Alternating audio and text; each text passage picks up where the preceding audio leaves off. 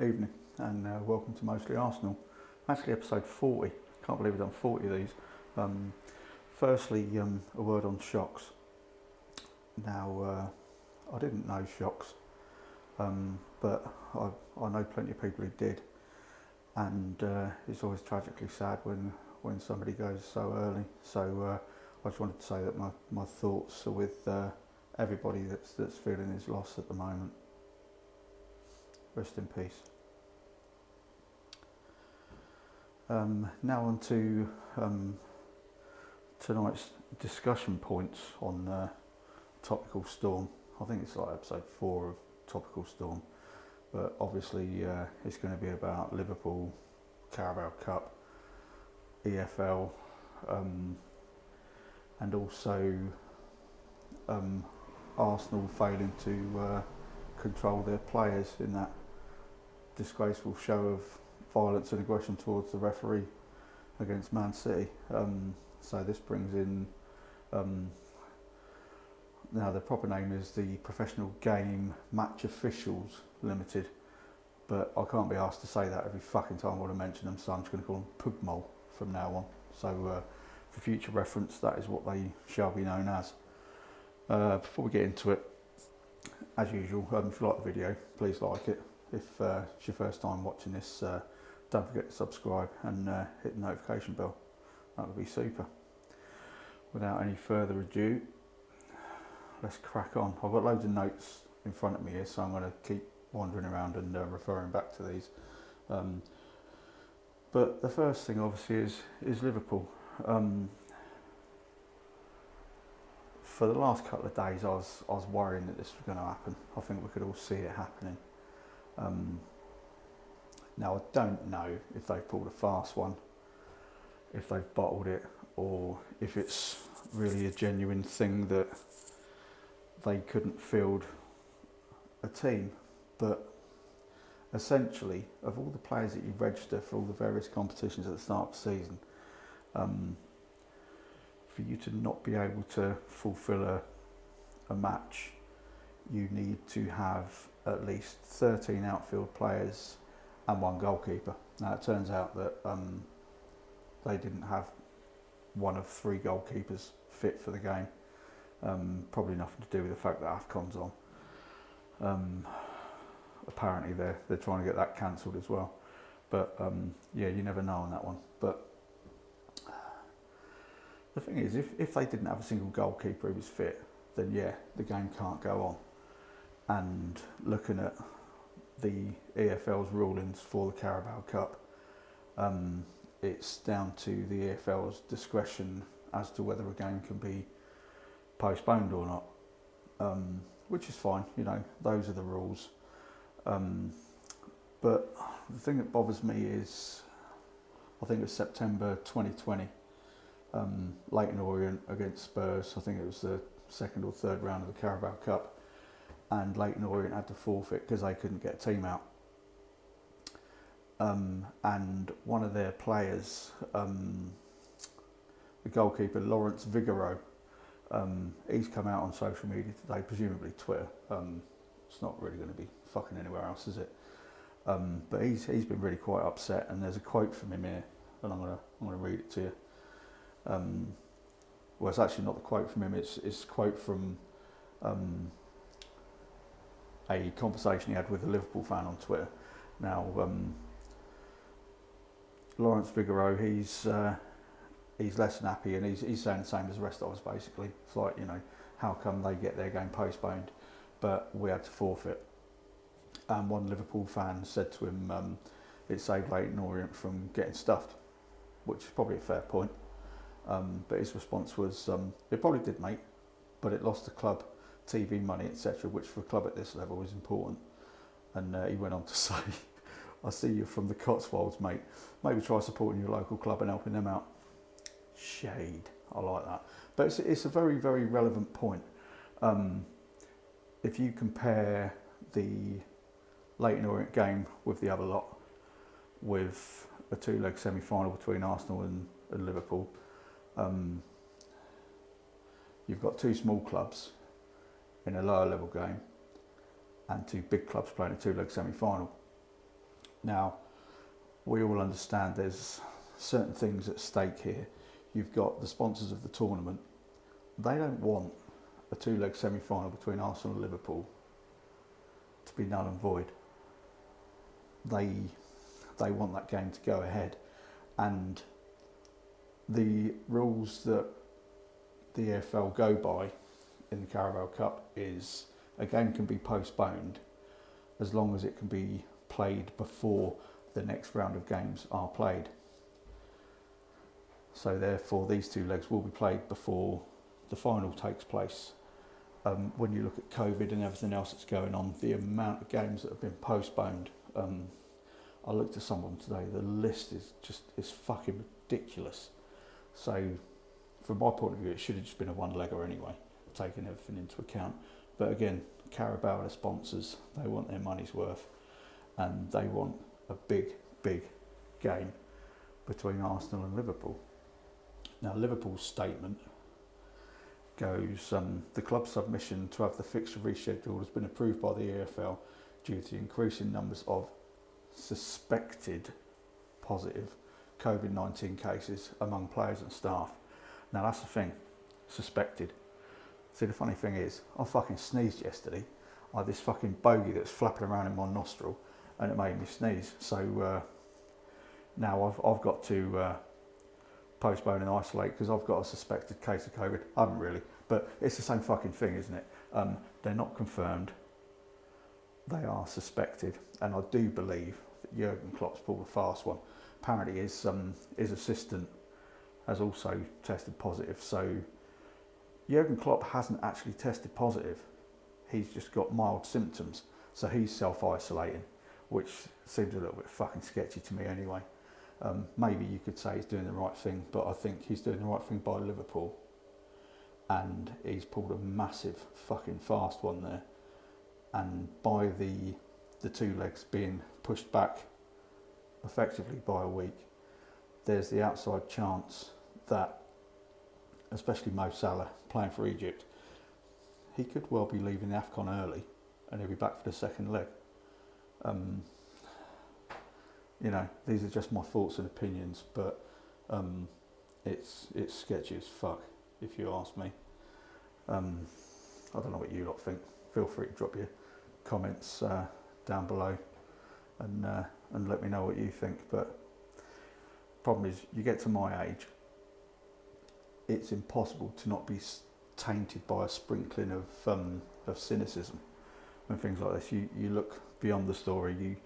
You try to think critically about things, and you lack trust in certain people.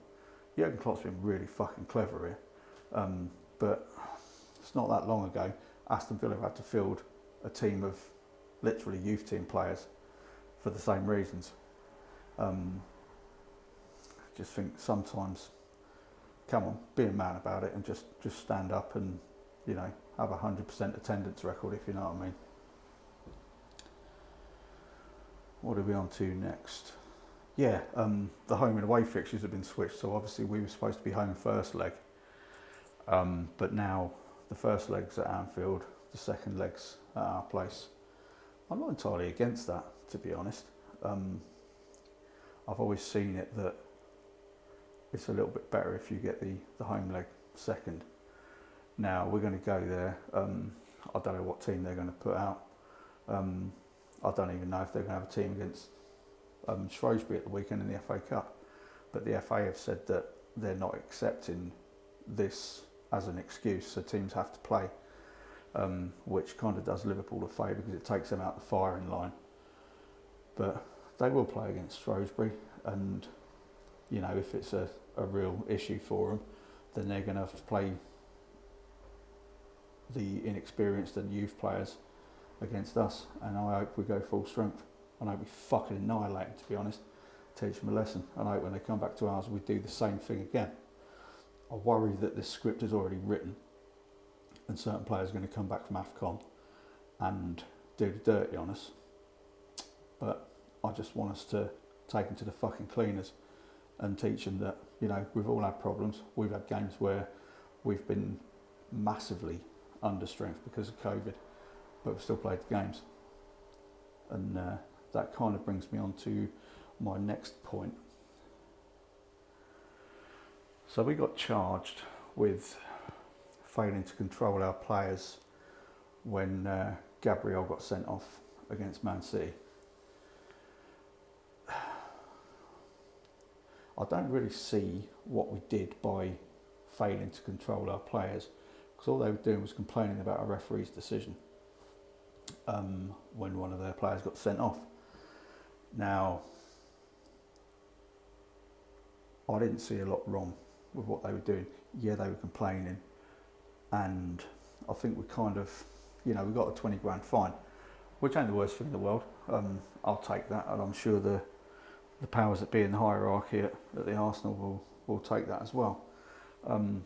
But like I say, I can't really see what they did wrong. The players who have been done are Thomas Partey, Granit Xhaka, Alex Lacazette, Martin Odegaard, Kieran Tierney, Takahiro Tomiyasu, and apparently they all had a bit of a moan. This is what I've taken. I can't remember what media outlet this is, but they all had a bit of a moan, and Gabriel was also a tad hot-tempered. Now, does that really scream to you failing to control your players? Doesn't to me. Even if it's the players surrounding the referee. It's like, fuck me, Man United, they've been doing that for donkey's years. If that's the case, then they've probably got a direct debit to the FA. They must have. If it is that the players have gone up to Atwell and they've said something like, "You're a useless piece of shit who shouldn't even be refereeing dog and duck against the Woolpack on a Sunday morning, let alone professional football," it's not really slanderous. They're just spouting facts. He is fucking terrible, and he shouldn't be anywhere near a professional game ever again. One of the worst refs I've ever seen. But the thing is, as gooners, we'll do this. We'll look at who the ref is, and we'll discuss it, and we'll be like recounting the last time this guy was a ref of one of our games. But for me, it don't even matter anymore who the ref is. I know we're not going to get a fair rub of the green, and that is probably my biggest problem. Like I said earlier, you don't get to my age without being a little bit cynical about certain things, and this has been going on for donkey's years. I remember 2004 when Man U done us 2-0 and Mike Riley was the ref, and I actually started watching the highlights again earlier, and I got to 3 minutes and 12 seconds and I had to fucking switch it off because my blood was boiling. And some of the challenges that were getting put in, it's like there was a straight red for Rio Ferdinand, there was a tackle from behind by Gary Neville on Reyes that should have been a straight yellow, and the refs actually fucking patted him on the bum afterwards. There was one by Van Nistelrooy on Ashley Cole where he fucking raked the studs down the back of his leg. To be fair, it's Ashley Cole. Some things can't be forgotten, mate. But even so, those decisions were awful, and Wenger called Mike Riley out for it.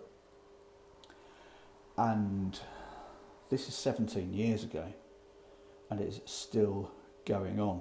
You look at Luiz's sending off against Wolves last season. I said it in my last video, the tackle on Saka at Palace, the stamp on Tomiyasu at Everton, what's happened in the last game. And you don't want to think that there's an agenda against your team, but it's getting to the point there clearly is. And then when you look into it, the same Mike Riley who fucking stitched us up 17 years ago and got called out by Arsene Wenger, who do you think is the operating manager of Pugmol at the moment? The same Mike Riley. And not even the fucking refs like this bloke. He's a fucking leech. And there is an agenda. There's got to be. I know I said the other night that we're not the only team that gets decisions against us. But it's like with the fucking failing to control your players. It's not like one of them's fucking jumped up behind Ruud van Nistelrooy like he's going to fucking eat him. There was players arguing with the ref. And the fact that we've got a 20 grand fine, I'm not that disappointed about it. The fine I couldn't give a shit about, it's not my money. But I like the fact that these players care this much. I can, for the first time in years, relate to these players because they really fucking care about this football club as much as I do, and about their mates as much as I did when I was playing football, and anyone else whenever they've played football. If one of your mates is in stick, you fucking jump in and you help them out. But that's not failing to control your players. That's just absolute bollocks, basically. But the thing is, I honestly reckon this is going to work in our favour. Now, Jose Mourinho, literally my least favourite football person on the planet. I fucking hate the bloke. I hated him at Chelsea. I hated him at Real Madrid. I hated him even more when he went Man U. And then obviously when he went to them lot down the road, my hatred levels went through the roof. But one thing you can say about the bloke, he is really, really good when it comes to creating a siege mentality for his players. You know, everyone hates you. Everyone hates you. Go out and fucking prove them wrong. And that is what Mikel Arteta now needs to do. Create this siege mentality. Because the players need to get angry about this, but they need to channel that aggression and that anger. They're professional athletes at the end of the day. They're not me. I'm just some bloke that starts ranting and swearing at his fucking phone in the hotel room. But it does feel a little bit like the entire world fucking hates us at the moment. And we need to show them, we need to prove them wrong. We've been stitched up in this Carabao Cup semi-final. It should be a one-legger and we should already be in the final, but we're not. So we need to go out and we fucking show them. Go to Anfield and show them. Play against them like you did against Man City. Go at them. Fucking press them before they can press you and make a game of it. Like I say, it feels a little bit like the script is written for that one, but I do think that we will actually turn them over and we need to go full strength, full pelt. This is a trophy at the end of the day. It's a Wembley final at stake, regardless of who the sponsors are, regardless of anything else. We just need to go for them. And like I said, the players need to channel that aggression, not be like I was yesterday afternoon. Excuse me.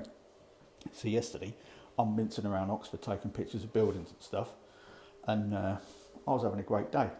And then around about lunchtime, I saw that the game had been postponed, and then I saw that we'd been charged